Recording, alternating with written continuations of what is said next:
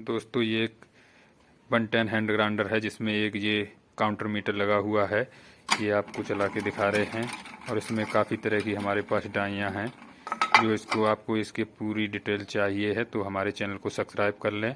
वहाँ पर आपको हमारा इसका पूरा वीडियो आपको मिल जाएगा। ये कौन से कॉयल, कौन से फैन में कौन सी डाई लगेगी, सारी हमारे इस चैनल पर आपको मिल जाएंगी। इसलिए आपको हमारा चैनल सब्सक्राइब कर लें और हमारे सारे वीडियो चैनल पर जाके देख लें।